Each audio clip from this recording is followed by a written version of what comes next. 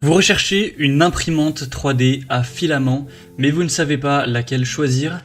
Eh bien, vous êtes tombé sur la bonne vidéo car c'est ce qu'on va voir aujourd'hui dans ce top 3 comparatif des meilleures imprimantes 3D à filament qu'on peut retrouver sur le marché en 2024.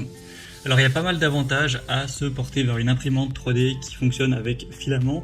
Déjà, c'est au niveau de l'accessibilité. Forcément, les imprimantes 3D à filament sont souvent plus abordables, moins chères que les imprimantes 3D à résine, ce qui va rendre donc cette technologie accessible à un plus grand nombre d'utilisateurs. On aura aussi des matériaux assez variés, c'est compatible avec une large gamme de matériaux comme le PLA, l'ABS, le TPU et d'autres, et même certains filaments spéciaux comme le métal, le carbone, le bois ou autres.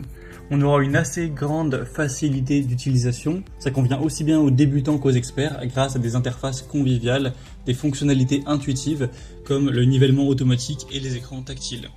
On aura une bonne solidité des impressions, les objets imprimés en filament sont souvent un peu plus robustes, plus résistants que ceux imprimés en résine, ce qui est idéal pour des prototypes fonctionnels et des pièces durables. On aura aussi moins de déchets, les imprimantes 3D à filament ça génère généralement moins de déchets.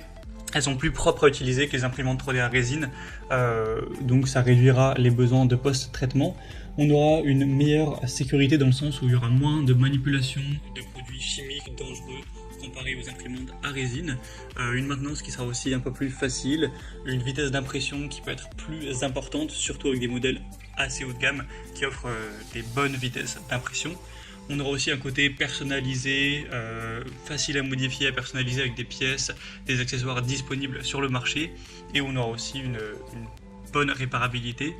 Tout ça avec un bon support communautaire, diverses applications variées, que ce soit le prototypage rapide, la création de modèles personnalisés, l'artisanat, l'éducation, même certains usages médicaux. Donc ça peut vraiment être intéressant de se porter aujourd'hui vers une imprimante 3D à filament. Donc aujourd'hui, je vais vous présenter 3 modèles qui font partie des mieux notés sur le marché. On va les voir par ordre de prix décroissant en espérant que ça pourra faciliter votre choix à ce niveau-là. Et bien entendu, si à la suite de la présentation vous souhaitez commander un des produits présentés, une des imprimantes 3D à filament présentées, je vous mettrai tous les liens en description de la vidéo. On va donc commencer avec la première qui est la Creality Ender 3 V3 KE. C'est une imprimante qui sera légèrement plus coûteuse que les autres, mais on reste sur des prix clairement abordables pour une imprimante 3D.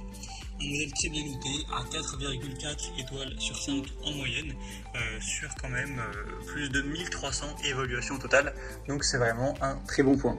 On aura une bonne vitesse d'impression, jusqu'à 500 mm par seconde, avec une accélération de 8000 mm par seconde carrée, donc ce qui veut dire que l'imprimante va pouvoir augmenter sa vitesse. Une accélération de 8000 mm par seconde carrée signifie que l'imprimante va pouvoir augmenter sa vitesse rapidement pour changer de direction de manière précise, de manière rapide, sans compromettre la qualité de l'impression. Ensuite, au niveau de l'interface, vous aurez un écran tactile de 4,3 pouces avec le système d'exploitation Creality, une extrudeuse à entraînement direct avec un double engrenage, une température maximale de la buse à 300 degrés avec des ventilateurs de refroidissement sur les côtés de la tête d'impression. Au niveau de la calibration, on aura un nivellement automatique et le décalage Z. Au niveau des matériaux compatibles, ce sera le PLA, le TPU et le PETG, avec un assemblage rapide, tout ça avec une plaque de construction qui sera flexible. Au niveau des autres fonctionnalités, on a l'impression LAN sécurisée via Wi-Fi, l'impression cloud, la préconfiguration de modèles. Donc c'est un modèle qui est assez complet à ce niveau-là, avec, comme on l'a dit, une interface utilisateur conviviale intuitive, une haute vitesse d'impression, une bonne stabilité, une extrudeuse efficace, ainsi qu'un système de refroidissement optimisé pour une bonne qualité d'impression. Les seuls points un peu plus négatifs, c'est que ça pourrait nécessiter des ajustements fréquents pour maintenir une bonne précision. Mais comme vous pourrez le voir en passant par le premier lien en description, on a des très bons avis et un des modèles quand même qui fait partie des marques les plus populaires sur le marché. C'est d'ailleurs le produit le plus populaire de cette sélection.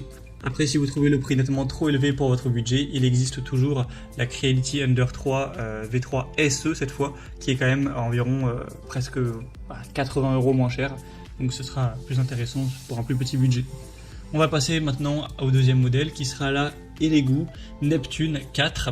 Donc c'est bien la Neptune 4 et non pas la Neptune 4 Max ou la Neptune 4 Pro qui sont des modèles qui sont beaucoup plus haut de gamme.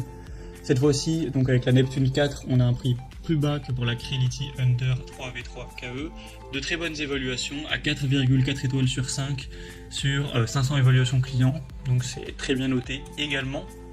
Au niveau de la vitesse d'impression, on aura jusqu'à 500 mm par seconde avec une vitesse quand même recommandée plutôt autour de 250 mm par seconde. Un volume de construction de 22,5 par 22,5 par 26,5 cm.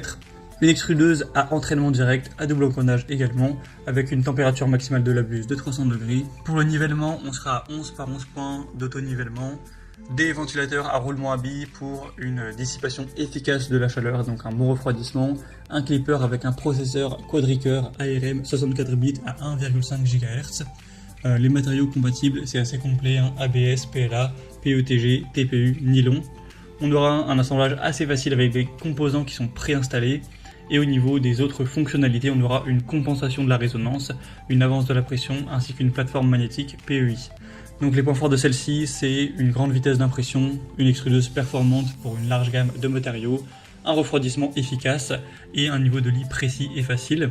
Après, on aura un prix en plus qui est un peu plus bas, donc c'est toujours agréable de savoir ça. Donc pour voir plus d'informations sur celle-ci, ce sera le deuxième lien dans la description. Et on va terminer avec la troisième et dernière qui sera la Anycubic Cobra 2 Neo. C'est un modèle encore plus abordable cette fois-ci. À l'heure où j'enregistre, on a vraiment un prix très intéressant. Et après, il y a d'autres gammes avec la Cobra 2, la Cobra 2 Max, la Cobra 2 Plus. Mais cette fois-ci, ce sera des modèles qui seraient beaucoup plus haut de gamme. Après, à vous de voir ce que vous favoriserez.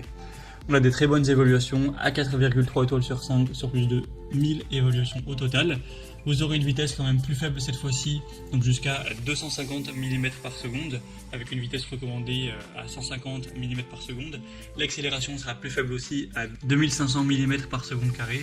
L'extrudeuse sera directe et intégrée avec une performance de 60 watts. On aura un nivellement du lit avec une compensation intelligente de l'axe Z, un système de refroidissement efficace pour des impressions qui restent stables, toujours pas mal de matériaux compatibles, PLA, TPU, PETG et ABS. Un assemblage donc composé de 5 modules, donc c'est facile à assembler en environ 10 minutes, et un lit d'impression magnétique en acier à ressort PEI. Donc c'est un modèle qui est très peu cher, facile à assembler, donc idéal pour les débutants, une vitesse d'impression qui reste correcte même si elle est plus faible, une extrudeuse intégrée pour avoir une bonne précision, et toujours une bonne compatibilité. Donc le point faible ce sera éventuellement la vitesse d'impression qui est un peu plus faible par rapport aux autres modèles comparés. Donc pour conclure cette vidéo, je dirais que la Creality Under 3V3 KE offre une interface utilisateur conviviale avec une grande stabilité à haute vitesse avec des fonctionnalités avancées pour une expérience d'impression optimisée. La Elegoo Neptune 4 se distingue par sa haute vitesse d'impression, son extrudeuse puissante et son système de refroidissement efficace, donc idéal pour des impressions rapides et de haute qualité.